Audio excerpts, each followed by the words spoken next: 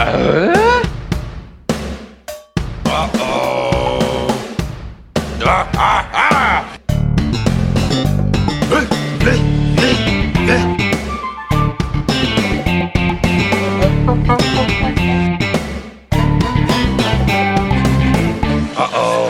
Does everybody know what time it is? Home and podcast time. That's right. Binford Tools is proud to present a Home Improvement Podcast. My name is Adam. You all know my co-host, Jordan Lyons. Hey, Adam Dietz. How are you? What's up, man? What's going on? Yeah. We only refer to each other by our full names now? Jordan Lyons. Hey. I want to make it easy for people to find us throughout the world. So yeah, this is all about search engine optimization. I'm going to tweet our Soch numbers as well this week. So. Oh, that's a good idea. Yeah. I've always wanted people to know that. So Jordan, how are you today? I'm good, man. I just watched The Clapper on Netflix, and that just was such a joy. Was it good? I've seen it. I looked it up one time to see what the reviews were, and they were scathing. How was it? Ed Helms, right? Ed Helms, Tracy Morgan, Amanda Siegfried. Yeah, I forget Siegfried and Roy. Yeah, Siegfried and Roy. Yeah, they make an appearance. I think if it were good, you would have already answered. Yeah, I mean, at one point my wife was happy because it turned into a romantic movie, so that was good. Can you give me like a log line or a one sentence sort of summary of the film, so that Who is the Clapper? That's it. Yeah, that's what they. There's billboards all over the place that say like, "Who is the Clapper?" So, okay, I guess I need more information. Give me like a little summary. Like, what is the Clapper? Is it related to the machinery? The thing we talked about. No, that's what I thought it was gonna. That's what I thought it was gonna be about, but it's not. Okay. It's about Tracy Morgan and Ed Helms are people who basically sit in the audience. Of different infomercials or different TV shows, and Ed Helms kind of is a little bit higher on the scale because he gets lines and stuff. Mm-hmm. And a talk show picks up that there's this guy in all these different infomercials who delivers these lines, but he has different disguises to try to make it look like they have different people in these audiences. And it's the story of this guy who. He's had kind of he's a widower, he's had a rough past, and he's just looking for joy, and he finds it in a woman, I should say, at a gas station. So, okay. It's his quest to find happiness. You know what it sounds like? It sounds like a good idea for like a short story, but probably not something that you can sustain over 90 minutes. Ed Helms and Amanda Seyfried, I'm not sure I'm buying that as a match, but, Did you buy it by the end of the movie? No, not really. And it just kind of like there's a point where it's like 6 months later, and it's very jarring. Big time jump. Well, once again, this is Clapcast. Every week we analyze a specific scene from the Netflix film The Clapper. My name is Adam. You know my co-host Jordan. Jordan, that's interesting. You know what I sometimes see people clap at? They don't clap back, do they? People have clapped back at me before, and I've never liked it. What do they clap at, Adam? Around the 4th of July, people will often clap or be in awe or ooh and ah over fireworks. And Jordan, this episode is our our annual 4th of July episode. 4th of July episode. This is our patriotic episode. Stars Spangled, Taylors, any other kind of puns you can think of. But this episode will drop on the 4th of July. Ish. Exactly. The 4th of July, I'm pretty sure. We'll see. All right, yeah, hey. I'm in charge of that. Well, yeah, let's be ambiguous just to keep them guessing. But, if we're operating on the assumption that it does drop on the 4th of July, which, as far as I know, it will. We are operating under that assumption. Jordan, where will you be? What will you be doing? What are your 4th of July plans? Well, concise, please. I'm going to wake up at roughly 8:01, and then, no. We'll have some family in town. Andrea's grandma will be here, so that'll be fun. And I think we're just going to barbecue. Last year we went to the local St. Cloud fireworks show. Kind of renowned, that show. Yeah, I mean, it was interesting. There was people walking by us smoking weed, and there was like some very... I hate to interrupt you, but I don't know if you remember this, but we are 420 friendly. So if you want to go back to our catalog, you should probably remind yourself of that. It just seemed strange with all the kids around. It didn't seem like the right opportunity for it. So it wasn't the greatest fireworks show that we've ever been to. So I don't know if we're going to try a new thing. Mm-hmm. We've got the baby in tow this year, so I don't know how adventurous we're going to get. But there will be family here. There will be a barbecue. We'll have a good time. We'll probably play some cards. What about you? I will be heading up to my parents' place at Houghton Lake, where Al, bought... has this cabin? He didn't buy the cabin. He built the cabin. He built the cabin at Houghton Lake, so I'll probably go check that out, see what kind of progress has been made, and I don't know, just kind of relax, and I got a couple days off work, so I'm looking forward to it. Are you going to see the Houghton Lake fireworks? Because I've seen those a couple times. They're actually pretty good. Well, you know what? Not that this you might as well don't lie to the audience this here. Is interesting to anyone, but one, I think we're leaving before the fireworks go off, and two, I don't really like fireworks a ton, Jordan, and I don't mean to rain on anybody else's parade. If you like fireworks, or if you like artisanal donuts, these are all fine things. But let's keep our donuts simple. Let's keep our donuts simple. Let's keep our fireworks away from me as much as possible. So, yeah. But yeah, hey. July 4th, it's on its way. And we're talking a very patriotic episode of Home Improvement this week, wouldn't you say? I mean, it's got, I don't know, is there anything on it that's patriotic? Well, the characters act and they make decisions on their own, and they exhibit just a lot of freedom, which is, one of the cornerstones of our country. Depending on who you ask. I mean, they talk about the blues, and of course, our flag is red, white, and blue. Good enough for me. Jordan, what are we covering this week? We are covering episode 94, Talk to Me. Mm-hmm. This one is written by the original trio, Carmen Finestra, David McFadzean, and Matt Williams. They lasted Stereotypical, which I believe was the one where they played the drums on like some paint buckets and stuff. Boy, am I blank and I don't remember. I don't have any idea what you're talking about. I feel like that was the one where they had the lady who played the saw or something. I don't remember. Oh, yeah, I remember that. The K&B boys were there for sure. Yeah, K&B boys always in the fold. Jordan, is now a good time to announce our big guest, perhaps? Perhaps. I mean, we're getting... So, episode 94, we're getting close to episode 100 of the Home Podcast. We've done, the movie episodes, but we're talking strictly just episodes about home improvement. And for our big episode 100 extravaganza, it's going to be one of this trio that I just mentioned.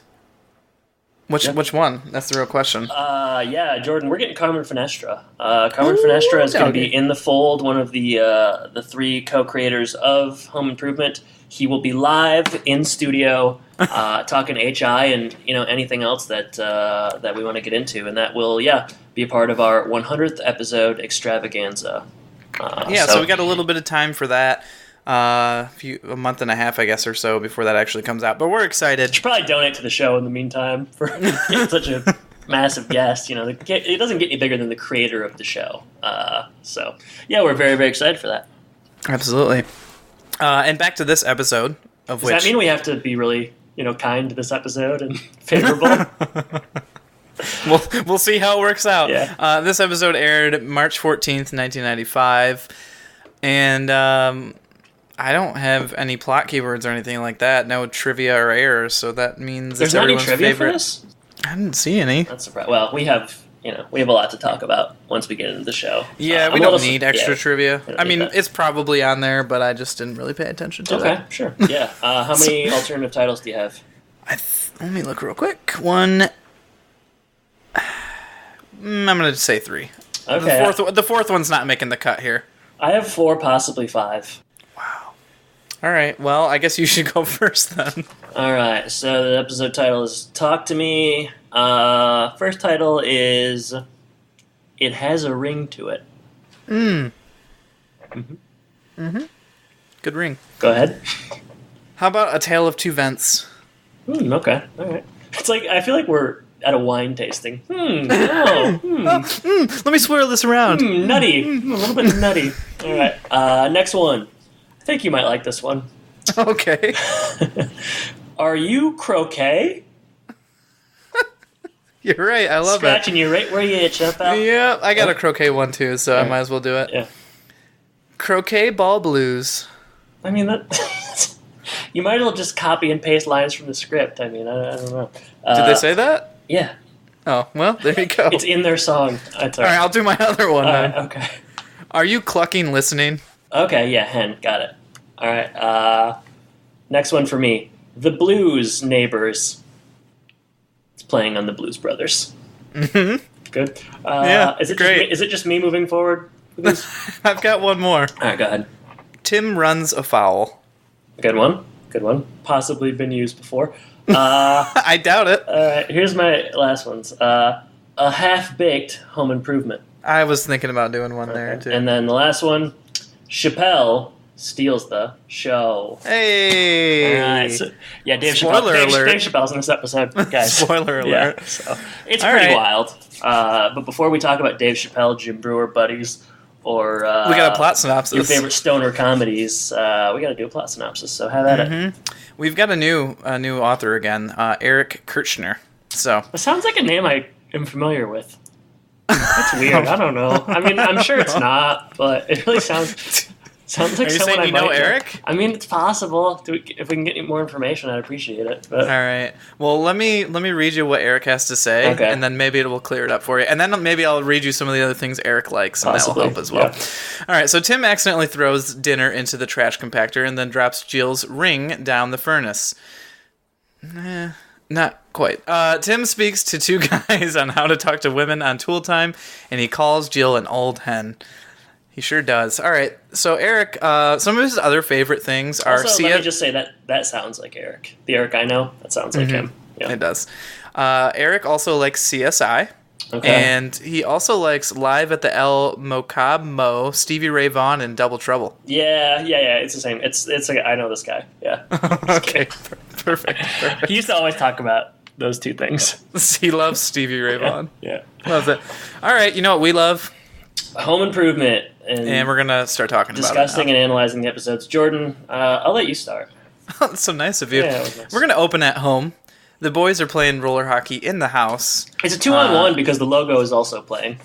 Oh, what team? Is the logo on its own team and Smooth R&B are on their own team? I think he's playing with Randy because he's younger. Yeah. Oh, that's nice of the logo to do that. Yeah. I didn't see... I mean, maybe he got a penalty because he was out for the rest of the episode, but... I don't know enough hockey lingo to go much longer on this, so let's move on. All right, we'll drop the puck and get back into it. Good. Jill comes home, tells them to knock it off. They shouldn't be playing in the house. She's home... Right. Yeah, I mean, it seems kind of dangerous, actually, because they... Not only are they playing... in the house, they have their blades on and everything. So, fun fact: I can't rollerblade. Just gonna throw it out there. You know, Jordan, I can't either. Oh, and I can't ice skate. What are the chances? I don't know. Is that do a lot of people do those things? I mean, whenever I tell someone I can't rollerblade, which happens more often than you think. Why are you forcing this into conversation? You think it's humanizing? So sometimes, there's a lull in the conversation, so I go straight to the rollerblades. It seems to be something that surprises people. So I don't feel like we're missing out on much. No, I mean I've ice skated once, did not fall, but almost fell the whole time. You probably held onto the rail the whole time. I did not. Yeah. How dare you? Anyway, so the boys have not cleaned the house like they were supposed to, and they say actually a lot of it is Tim's mess. This made me think about childhood chores for some reason. Okay. And I was wondering, I had specific chores that I had to do, which often kept me away from you, if you recall. But I was wondering, did you have any like assigned chores that were like your chores, and then maybe your sister had other chores or anything like that? So my sister's like 10 years older than me, so her chores, I don't know if she had any. I kind of doubt Get a job. It doesn't seem like she had chores. I didn't have too many chores, and it shows in your work ethic. What few chores I did have, I complained a lot about and sort of hated. But one thing I did have to do pretty consistently was we had a lot of pine trees in our yard, like an entire row of pine trees. I would say probably. Stop bragging. Probably upwards of 40 pine trees. And pine trees, they have pine cones, and those pine cones drop on the on the ground and they need to be picked up. So, the main chore was picking up pine cones. My dad would give me like a specific kind of arbitrary number. He'd be like, I need you to go pick up 60 pine cones today, Adam. I'd be like, 60? What? How about 40? And it would turn into sort of a back and forth. So you guys kind of made a deal then? I would halfway? I would always like consider not picking up 60 and just, say, pretending picking up 40, but I always felt kind of guilty. So I did usually do the full amount, but yeah, that was it. Wow. Though. I lived a charmed childhood.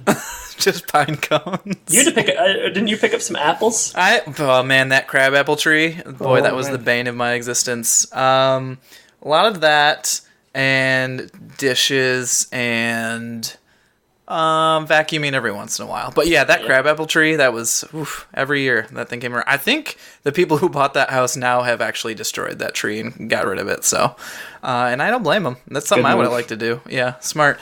All right. So anyways, what a great aside, I'd have to say. Jill complains, as many people probably listening to this episode are complaining about how bad we are. Crab apples, pine cones. Eric Kirshner. I don't know. It's a murderer's row, this episode. She's complaining about the cleanliness of the place as she goes upstairs. Tim comes in and the boys inform him of what's going on, and he tries to quickly clean up everything. Along with cleaning up everything, he throws out that chicken that she brought. And I didn't realize they had this before, but apparently they have a trash compactor. I never noticed that either. I feel like that's... I guess I can't say if I would have noticed it before, but it's definitely never been mentioned. No, and it's a big plot point here because there goes the chicken, and then the cut scene or whatever, the transition is a piece of poultry getting smashed. I didn't care for that. I think it's a little hard to believe that it's a full rotisserie chicken. Are we assuming? It's like two full. Styrofoam containers full of it, so it's a lot of chicken. I feel like you would maybe notice that you were throwing a chicken away. Hey, I don't know. I've never been in that situation. We'll ask Carmen. I don't throw chicken away as a rule. Maybe we can ask Carmen. Get really specific.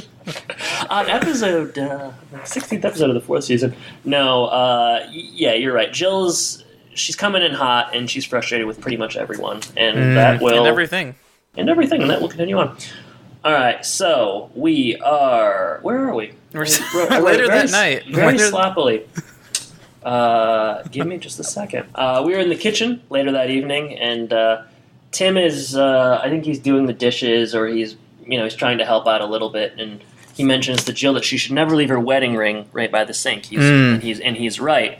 But as he picks it up, he somehow loses control of it. I don't know how. And he drops it down a vent. So down the ventilation system. It's a tale of one vent so far. There'll be a second. Yeah, there'll be another one.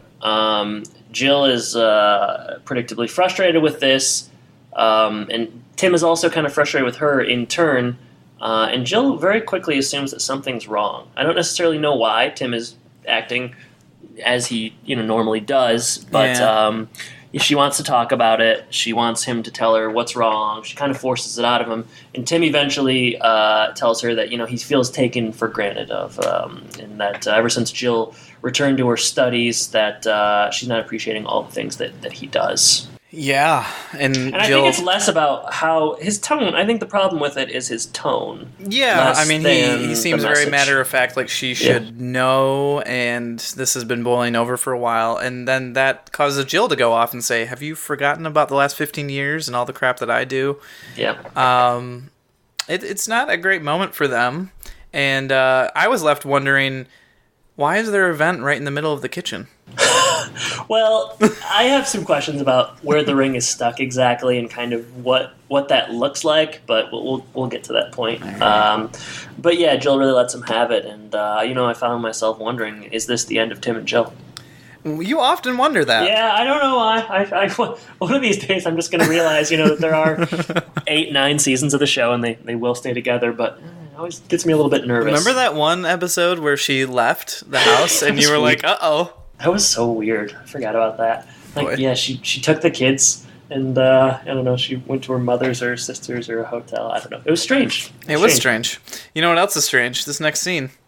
It's really strange, and we've already kind of teased, one half of the duo that's in it. But let's get into it here. I think we're going to probably hit pause on the scene and talk about some other stuff here. But Jordan, we're at tool time. Yeah. And Tim and Al, they're about to do a demonstration, maybe something to do with cabinets. They're putting together cabinets, and Al talks about how it's like a perfect union for cabinet doors. And Tim, he's boiling over at this point. And this is enough to push him over the edge. So he says, I'm really cheesed. He does that thing. He walks up. I like it when he says he's cheesed. I always get a kick out of that. Yeah, and he walked up to the audience. Presumably Ed Helms was in the audience clapping. Well, Jim Brewer kind of looks like Ed Helms a little bit. There you go. So. I mean, it was the same thing. So, and not only does he go off, he's like berating his wife and calling her names. He calls Jill a big old hen clucking. Not a great move. You would think that he knows better than that by now. And immediately, there's two men in the audience who identify with Tim right now. And that's their buddy Dave, and that's their buddy Jim. And I guess before we talk too much about what's going on here and who these people are, we'll play a clip, and maybe you'll recognize them. You might recognize one of the voices. I don't know, just the comedic talent once in a lifetime. One of those. All right, what we got to have is like a tool time seminar on how to talk to your ladies. All right, between the two of you, which one of your girlfriends talks the most? That's mine. All right. No way mine, without a doubt. No, man, Phyllis always talking up a storm. Excuse me, Hurricane Lorraine, need I say more? Oh, Phyllis throws Dave, shoes, come dude. on, I've seen worse when I came down. Okay, now my wife is a study-based psychologist, and they do something in psychology called role-playing, which is very valuable for learning about the other person's position. We need somebody to play the role of Lorraine. Okay. Al, you have a very strong feminine side. Would you be Lorraine just for this experiment? Only if Lorraine gets to finish the cabinet doors. Okay, Dave, you're in. Now, what if Lorraine is watching this? What, are you kidding me, man? She wouldn't watch Tool Time. She hates Tim. Oh, yeah. Obviously a woman with taste. Can we begin? Okay. Dave, you're going to be Lorraine, and I want you to tell everybody what Lorraine says to Jim to get him in trouble. All right, I know this one. Jim, you said you were going to be home last night, but I came by your house and you weren't there. Where were you? Where was I? Tool time tip. Women always know men are lying when they repeat the question. Oh, all right. All right. Come on, sweetheart. Turn up the heat. All right. Why didn't you call? Oh, I was busy. Too busy to call? Well, I was thinking of you. Well, what were you thinking? I was thinking of calling you. No, you weren't. Yes, I was. No, you weren't. Yes, I was. Are you lying to me? Am I lying to you? Jimmy!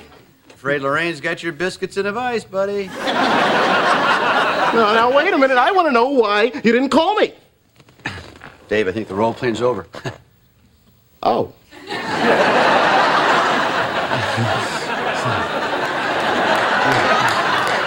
Makes my point. Women, or guys playing women, tend to confuse us. Tim, what about when Lorraine starts talking to me about commitment? I love her, but I don't know about marriage. I'm not ready. Well, excuse me, Jim. I'm sure that Lorraine would understand if you explained to her that marriage is the first step of a sacred journey, and something that important cannot be put on the fast track.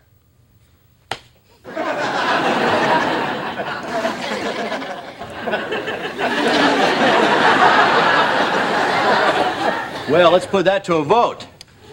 How many people think Al just gave Jim some good advice or put Jim on the fast track to a quick head injury? Head injury. Oh, now, come on. Not all women are trying to trap men. Trap, snare, snag. A woman has to be married. Otherwise, she'd be home nagging herself. If you ladies would like to contact Tim directly, that's 555. Tool operators are standing by. Yeah, So- Jordan. Oh, I'm sorry, Jordan. Go ahead. I said yeah, and then I was just gonna say these guys look kind of familiar. I don't know. They sound kind of familiar. They look kind of familiar. Yeah, look kind of familiar. Especially that woman imitation voice by the one character. That's very familiar to me. Let's just talk about who these guys were at the end of the scene. I mean, it doesn't really matter, but we'll talk about it after we kind of go through this. That's true. We have Dave and Jim, and they kind of relate to Tim's ranting. His plight. Yeah, they get into trouble with their quote unquote women, all the time. So Tim brings them down, and he has maybe the seedling of a good idea here. He mentions that his wife Jill is she is trying to be a therapist, and they will often do role playing to kind of act things out. And they do that. They do role playing. I didn't get the names of the girlfriends specifically. Oh, I have them. Yeah, okay, Lorraine and Phyllis. Okay, and those are supposed to be real names. That's interesting. These are 25-year-old guys dating Lorraines and Phyllises. That's interesting. Yeah, it's I don't know. It's a different time. It's a different time.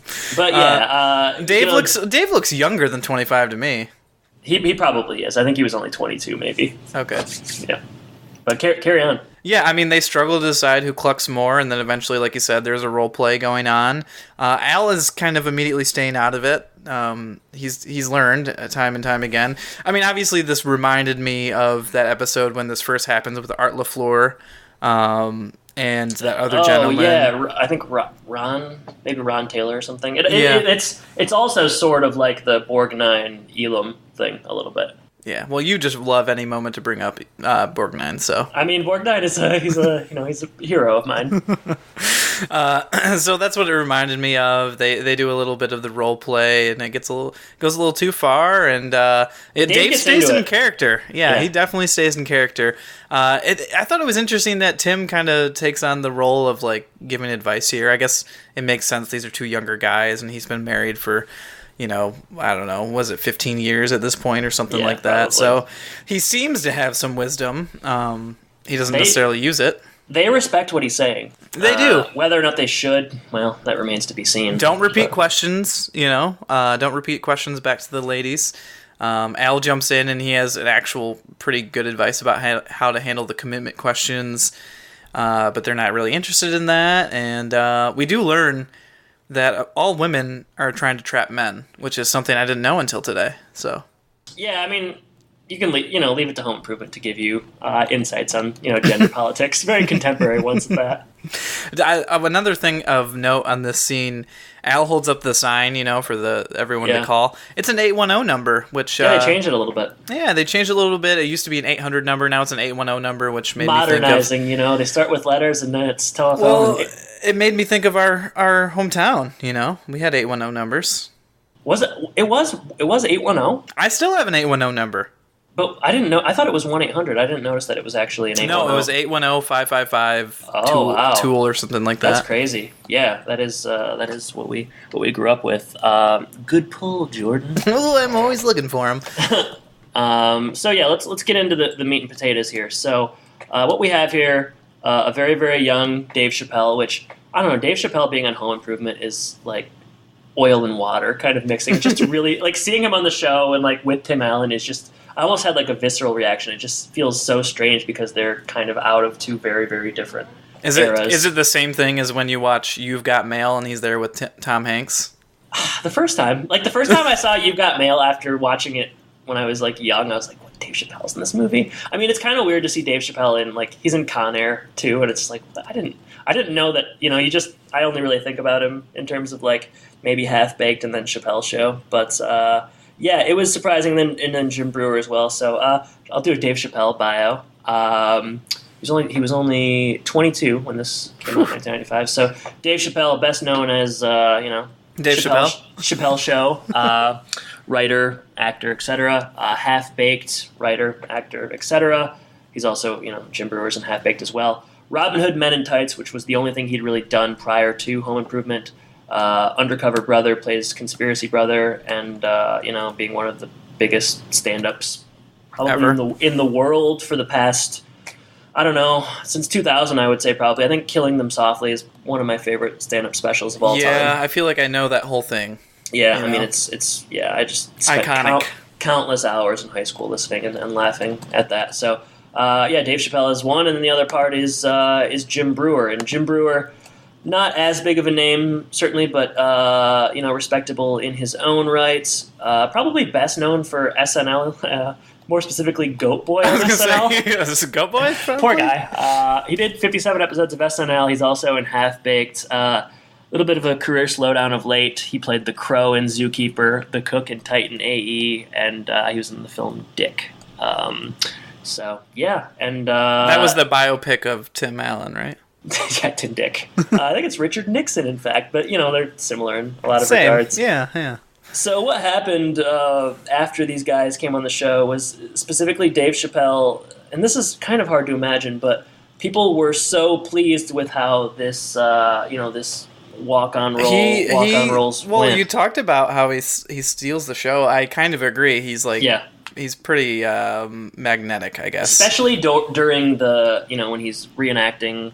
And we played the clip, but where he's doing the female voice sounds very much like the kind of canned white person voice that he would do on Chappelle's show. Yes, it does. It's like the exact same. But people were so excited and juiced by this appearance that they very, very quickly tried to find a project for these guys. So this is the only spin-off of Home Improvement that ever came to being. But they came on the show. They got the attention of network executives, and then. Like within a year, which is very fast turnaround time, they had a spin-off called Buddies, which was done by Carmen Finestra, David McFadzean, and Matt Williams. So the creators of Home Improvement went ahead and moved forward with this other show, Buddies. And I look forward to talking to Carmen about this. But Buddies came out about a year later. The exact date was March 5th, so less than a year. It didn't. You've never heard of Buddies, so you can guess it probably didn't go especially well. But Jim Brewer, who is Chappelle's, they were friends in real life as well. He ended up getting recast by a guy named Christopher Garton, and that caused some issues as well. And I guess the writing wasn't especially strong either. But they shot 13 episodes and they only aired 5 before they canceled it. So it was very, very short-lived. That's not very much time at all. Chappelle says that, the show garnered disappointing ratings and it was canceled less than a month after it started. Chappelle said, quote, "It was a bad show. It was bad. When we were doing it, I could just tell that this was not going to work." So, it's very interesting, I would say. Yeah, it's, I've never heard of it. So when you sent me the link to that. I had heard of it, but I hadn't done much looking into it. And I tried to find clips online or like an intro, like the credits, and there's like nothing out there. I think they've tried kind of hard to bury this one, but that's too bad. It's just crazy that 5 episodes it must have been really, really bad to cancel after just 5 episodes. Yeah, and we'll never know. There's probably DVDs out there. We read there's a Vulture article that I shared with you called Buddies, Dave Chappelle's Home Improvement spinoff that actually got made. And it kind of just echoes the same things that we just said. They came on, they stole the show, and they very quickly put something into production. It goes a little bit more in depth on what was wrong with the show. Richard Roundtree was in it, who played Shaft in the original Shaft movie, and they said that the writing was bad and they didn't have a lot of chemistry and so on and so forth. So, Jordan, you read the article. Did you have anything to add on that? No, it talked about how it was, Chappelle wasn't very happy about his friend being replaced, before the show even started, which I can see. I can see that'd be a problem because, they seem to both be really good together and, they made Half-Baked and all that kind of stuff. So they're kind of a good team, but it wasn't working. Have you seen Half-Baked? More than you'd believe. You like it? How do you respond to that? It's pretty funny. It's really stupid. It's dumb. It's not supposed to be like some Oscar winner or anything, but it was, after a while I got sick of it. Every time that Jared would come over, he wanted to watch that. So. Yeah, it was. I remember it being very popular in high school. It has some funny bits, but I'm not going to talk too much. I'm sure if I watched it now, it would not be nearly as funny. Oh, probably not. No. We're going to talk a little bit more about Chappelle's show at the end. Wink, wink. So we'll get into that. But it says here in the article that Best Buy tried to release Buddies on DVD in 2005 to capitalize on Dave's stardom, but the DVD is out of print. They all exist on YouTube, airing in perpetuity, along with that Home Improvement clip as a monument to how far Dave Chappelle has come and how much we lost since he stopped Fate and refused to make Tim Allen look even smarter. I don't really understand the last part, but... I don't know. Well, and we talked about this article, how, basically this article and every other article I've read besides the Brett White articles are, Tim Allen and Home Improvement sucks. And this article says that, but then it just says Dave Chappelle is awesome, which I agree with. So I don't know. Yeah, it's it just kind of was. Like I said to you, like this didn't really need to be a Tim Allen bash piece, but they still kind of want to get their singers in there. Yeah. But yeah, it's and we'll post the article when the episode comes out. But yeah, it's a fascinating turn. I've been kind of looking forward to getting to this one for quite a while because it's noteworthy. This and Dangerfield, you're just waiting on that one. I'm so juiced for Dangerfield. Well, that's going to come with a little bonus episode, so I'm especially excited for that. But I think we are years away from that. So I hope not, but yeah, I fear this podcast will never end. Some days it seems that way. Jordan, I'm all talked out, so maybe you want to transition in the next scene here. Yeah, Tim, I guess there's no way to smoothly transition, so we're just going to talk about where we were. Tim is working in the vent where he dropped that ring with Mark. I was working in the vent late one night. You're right. There was a way to transition. Yeah, I did it. So the ring is stuck in the vent. Mark is going to try to push it through by dropping a tennis ball through. You said you had some questions. Like, are there ledges in this vent? I don't really know. Yeah, like, where's it stuck? Because the camera, it's a big vent. Cool camera shot, by the way. We're kind of looking down through the vent and we see Tim. But as far as I can tell, it's just like, it's just like a tube and there really wouldn't be anywhere for the ring to be stuck. Yeah, I didn't really understand that line either. I mean, the only thing I can think is sometimes they'll have like a wider vent, and then it will come down to like a cylinder. Mm-hmm. And so there's sometimes like a little ledge in that spot. Tweet at us if you have any vent conspiracy theories, because to me this just doesn't add up. Vent conspiracy theories. That's a dark place, and I don't want to be there. But yeah, it's we're getting a lot of vent camera angles. It's a tale of many vents, not just two vents. Yes, finally. So Mark is he's holding a tennis ball up, and he's going to drop it through so as to dislodge the ring from question mark. Jill enters, and Jill's just kind of in a mood this episode, and she's even more in a mood now because she, for whatever reason, happened to see Tool Time, and she caught wind of Tim's hand and his unfortunate female voice that he sometimes does, and she's cheese now. So, for whatever reason, and I don't know if they explain this or not, there is a croquet set nearby. Apparently, I didn't understand this until I watched it the second time. Apparently, those croquet balls are what they're using to play hockey in the house. Okay, that seems that seems dangerous. They should be using a tennis ball. They should be using a tennis ball, or like they have little hockey circle balls. I think we should start watching the episodes 3 times because I feel like we're missing things. It's like it's like a Kubrick film. There's just so many layers. Hey, I got on the second watch you did. Yeah, I guess I should start. So Jill comes over. She confronts Tim. Tim knows, he realizes that she saw the episode. Tries to feebly apologize, and she drops the. Hi, Henny. Yeah, hi, Henny. She drops the croquet ball, and it makes a very comical sound effect as it hits his head. It sounds like. It sounds like Plinko or something. It's like ding, ding, ding, ding, and then hits him in the head. There's some good sound effects. Somebody had some fun in this episode, Jordan. And it was me and you. For whatever reason, always. For whatever reason, Tim has like an official Lions helmet down there. Very nice helmet. Just happened to be sitting there. A lot of things just sitting where they need to be sitting in this episode. Well, it's for a situation just like this. So Tim puts on the Lions helmet. But for whatever reason, he doesn't keep it on very long. So he thinks he's in the clear. Yeah, he thinks he's in the clear after about 10 seconds, takes it off, and she drops another croquet ball down, and it hits him in the head. And, hilarity ensues. And we're thinking, where's Dave? Where's Jim? When are they coming back? Because this isn't great. I wish they would have just knocked on the door. Yeah, that would be great. They realize that they have they just force them into every scene because they're so good. Yeah. Did you also see, I don't know if we've seen this before in the basement, but there's like, against the wall, there's a giant outlet. No. And it says more power above it. I've never noticed that. Yeah, I don't know if it's called world building, my friend. Yeah, so they're doing some different stuff now. But yeah, I didn't know why that was there. Like, is that something from the show or what? I don't know. But it was there. But anyway, more importantly, we're going to go outside. Mm-hmm. Yeah, we're going to the side yard. Smooth R&B, they're having a lot of fun this episode. Yeah, they're very athletically inclined. Brad throws a pretty nice spiral. Do you remember when they were like kind of on the outs, and Brad was getting a little too old for his brother. Yeah, whatever happened?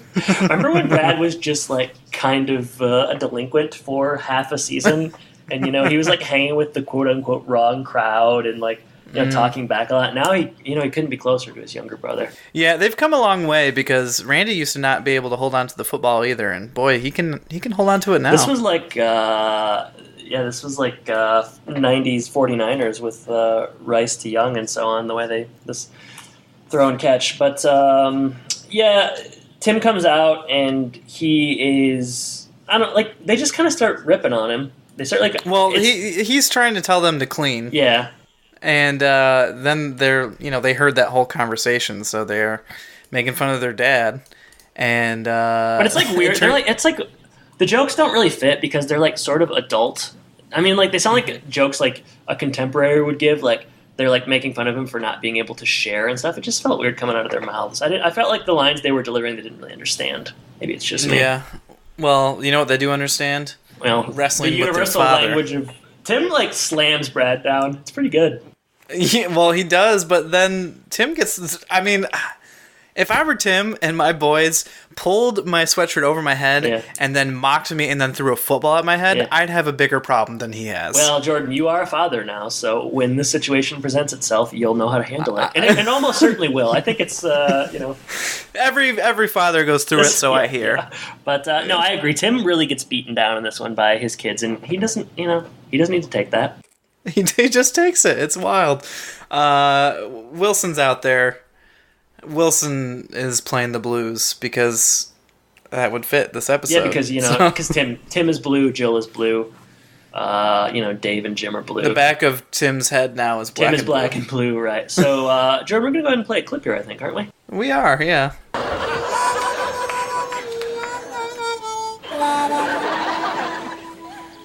Wilson? Hi-ho, neighbor. Tim, I woke up this morning and the blues are all around my bed. Maybe you should try vacuuming. Well, I got hit with a croquet ball. I got the black and blues.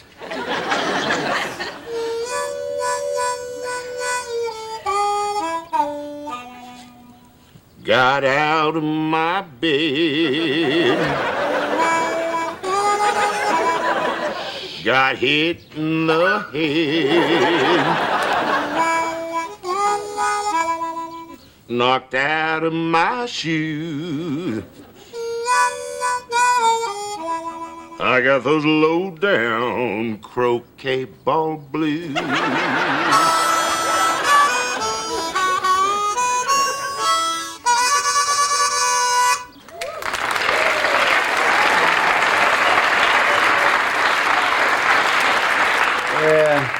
When'd you learn how to play the harmonica? This morning. Can I ask you a question? Bring it on home, Tim. You know what gives me the blues? Women. Jill in particular. She likes to talk everything to death. Then she wants to know what I feel, how I feel, when I feel it. Nag, nag, nag, nag, nag. Well, Tim, is it nagging or is Jill searching for intimacy? Nagging. See, I had this problem. It wasn't a big problem. I just didn't want to let her know about it, But she dragged it out of me, and when I told her what it was, she jumps down my throat. Totally overreacted. Well, maybe Jill's got a touch of the blues herself. Why would she have the blues? Oh, Tim, I don't know. I just know that Mahalia Jackson, the great singer, said that having the blues is like being in a deep pit yelling for help. So when she's yelling at me, maybe she's just crying out for help? Well, there's only one way to find out, Tim. Talk to her. No more talk. I am not talking anymore. I told my baby how I was feeling. A big wooden ball fell down from the ceiling. Now we gonna have a discussion. 'Cause my baby gave me a concussion.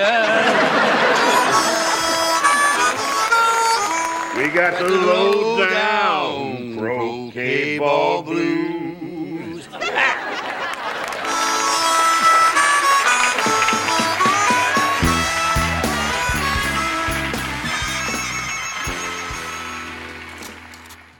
Jordan, this is a fun little scene, I thought. Yes. Wilson's playing the blues. He learned how to play the harmonica this morning. He's a savant of sorts. Yes. He has a good voice. I was surprised.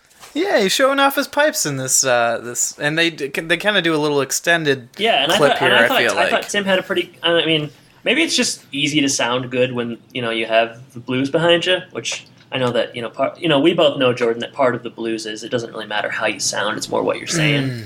Yeah, and what you feel. Yeah, it's a lot like this podcast. It doesn't matter how we sound; it's what we're saying and how we're feeling. No, but we often sound terrible because our audio is bad. And we feel sort of sickly from all the home improvement, but. They sing eventually they sing the croquet ball blues. The lesson here is essentially that maybe Jill is she's just trying to express herself. She's blue, or Tim is, I don't like, what is it? I don't even remember. There's a lot of blue going on.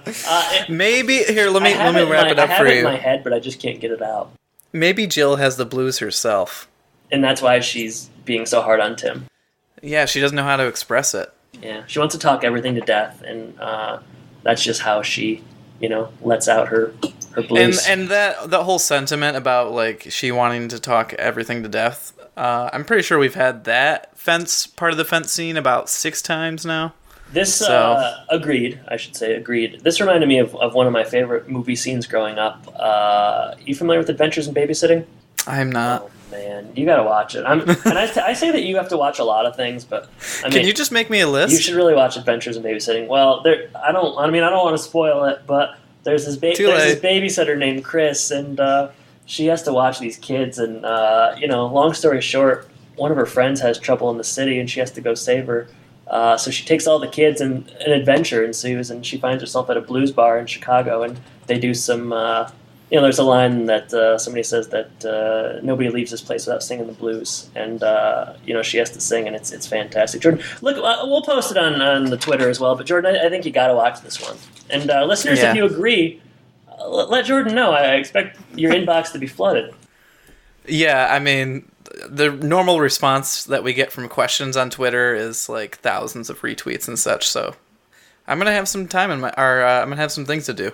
Jordan, blues, it's like a deep pit where you're yelling for help. And I think that's kind of how I want to end this scene. That's what Wilson says. I know.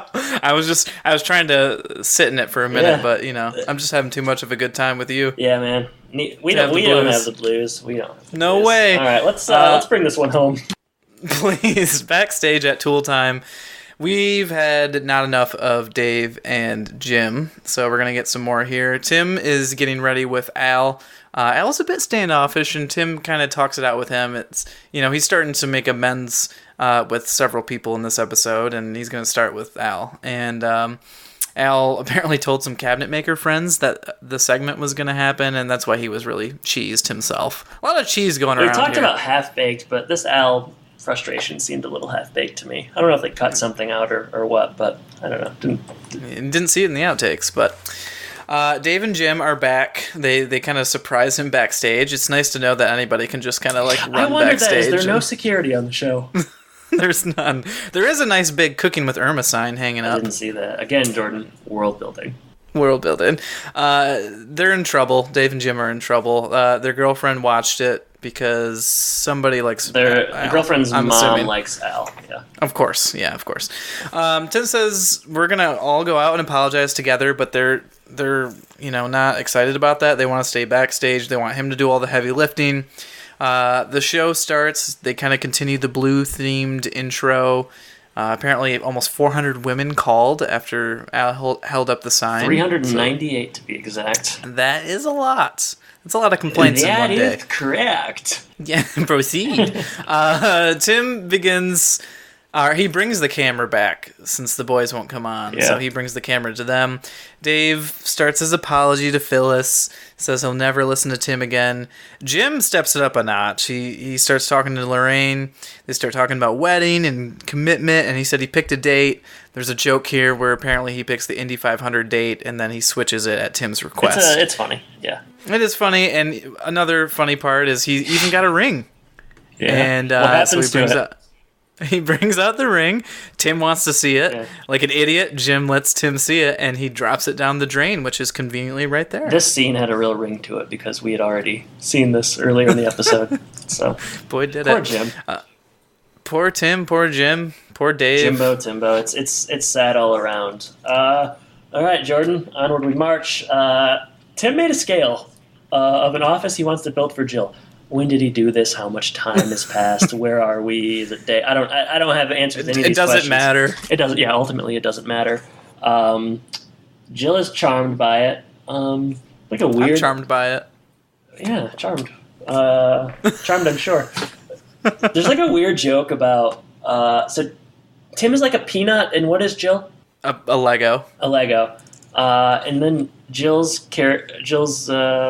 I'm losing my. I'm not very sharp. Why don't I tell the joke because I think you've gone insane yourself. You're not yourself. I've lost it. Go ahead. I can't speak. So they're apologizing here through these characters. It's more of that role playing, and she comes over after the apology with her little Lego person and kisses the peanut. Mm-hmm. In apparently a saucy place because and this line felt very ad-lib to me. I don't know if it did to you.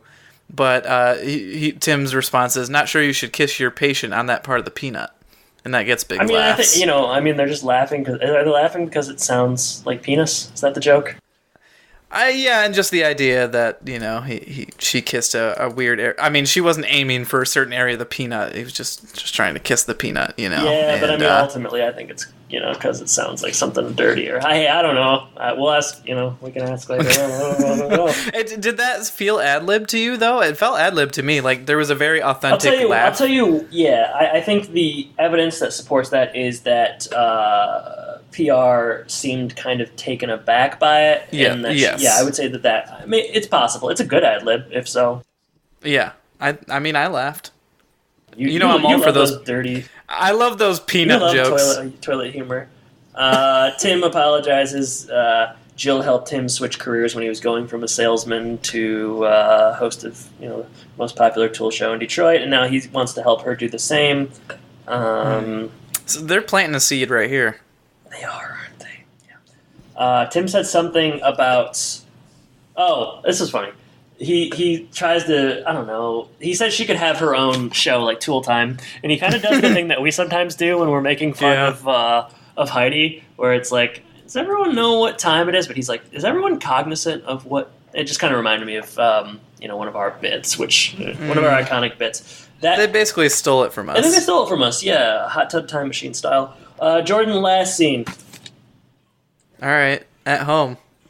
Later, Tim and Jill. Mm-hmm. Jill did great on her test, which I guess we didn't even mention this whole episode that she's talking about. That's why she's stressed. She's taking a big test. I forgot. The grad school She's always test. Working on something, Yeah, it's either the library or grad school. Who knows? Library fundraising. Or the magazine's imploding. I don't know which. But Tim brought a compressor to get the ring out, and he fires it up, and the ring pops out. It ricochets around the room. What do you think of these ricochet effects? I think it's the same sound effect person who did the croquet ball falling down the vent. They just had another great time. But did you notice the graphics, sort of, or no? What do you mean, when it was bouncing off things? Yeah, they do some early CGI kind of work. Do they? I guess I didn't see that part. Yeah, it's blink and you miss it. You have to really be watching close, but. Yeah. Or it's possible. I'm completely wrong, but I saw some CGI. I have a feeling that you've just gone insane this whole episode. The ring lands in the soup. Tastes good. And it's cleaner. Cleaner. Roll credits fade to black. Talk to me. Talk to me, baby. Jordan. Talk to me, Adam. Tell me your thoughts. Oh, no. Are you sure you want me to after me stumbling through most of this episode? It's an interesting episode. I'll say what I liked. I was very excited to have Dave Chappelle in an episode of Home Improvement. So much so, I think that this is my Jay Leno complex, where just having a familiar face on the show, especially someone like Dave Chappelle, who at certain points in my life I've really, really liked, and even now I am still fairly fond of. To see a familiar face like that on the show is very, very exciting to me. And throughout the episode there are some good jokes. Dave is funny. Jim is fine, but I never. I thought he was actually pretty good too. Jim was especially funny, but yeah, he does have that good when he switches the date. There are some good lines throughout. Tim has some good lines, and I really like the Wilson Fence segment where they sing the blues. I just thought that was cool, and it's good to showcase Earl Hindman's ability to sing. So I like that. The episode itself, I don't know, kind of mixed on. I didn't feel like I really cared about much of what was happening. I mean, the conflict seemed just so sort of contrived and repetitive, and the stuff with the boys was sort of just, I don't know, they're just like playing sports. There's not really much going on. Is Mark even in this? Yeah, I guess Mark is in this episode briefly. He drops the ring. I didn't laugh a ton outside of the scenes with Dave and Jim. I thought the stuff with the ring, I would say like this episode just kind of stupid. I don't know. A lot of it just seemed like kind of silly and dumb. It's kind of silly, and like you said, the premise is repetitive. It's flimsy. I don't know. I feel like, at the end... Don't poke too many holes in it, all right? I don't know. At the end, everything kind of wraps up pretty simplistically, which is normal. But I was very happy to have Dave Chappelle on the show, and I liked the Fence segment. So for me, I guess ultimately it kind of evens out middle of the road. What do you think? Yeah, I guess I would say for it being a flimsy episode, I still found it pretty fun. I liked the diorama scene. I liked, obviously, Dave and Jim. I enjoyed Earl Hindman singing and their duet with Tim. And I guess I didn't... You think I would have minded more about the recycled kind of plot line, but just there was so much different stuff going on that I kind of enjoyed it. And I don't know. I mean, I enjoyed watching it twice. I'd watch it again if you wanted me to watch it right now. So wow. it was a good episode for me. I enjoyed it. You. So maybe that's like you said. I've got rose-colored glasses because of Dave Chappelle. Hey Jordan, bigger star, Jimmy Carter or Dave Chappelle? The president every time. All right. Well, had to ask. Yeah. All right. Yeah. So pretty little difference in opinions there, but Jordan, let's talk social media. Yeah, let's do it. We're going to head over to Sean's social media corner. If you want to reach out to us... Wait. Yeah, that's it. That's right. Yeah, you're fine. Sorry. That's good. Sorry. Now I've gone insane. If you want to reach out to us, you can do so at thehomeandpodcast.com. We're on Twitter at homeandpodcast, facebook.com/homeandpodcast. If you'd like to review the show, you can go to your favorite podcasting app, iTunes, Apple Podcasts, whatever you want to call it nowadays. Just leave us a 5-star review. That would help people find us, and you can also support us monetarily for as little as $1 a month at patreon.com/homeandpodcast. And along with supporting us and helping us continue to grow the show in different ways and try different things, you'll get special access to our outtakes, our bloopers, and also the great script that Adam wrote, the 25-page script that Adam wrote for his Home Improvement reboot, which was just a gas, and we'll probably send over to Carmen Finestra as well. I'm going to force him to read it during the interview. We're going to act it out just like we did that one episode. We've got a surprise for you, yeah. I don't think I could do those voices again if I tried. I'd love you to. I don't know if you asked me yet, Jordan. Do you want to? Adam. Yeah. Do you want to ask me what's going on Twitter? Adam, what's going on Twitter? Cool, man. So, couple things. First thing, poll. Poll kind of blew up. I'm going to go ahead and thank a friend of the show, Brett White, for retweeting because he has a lot more followers than we do, and I think that kind of helped it. But 34 total votes.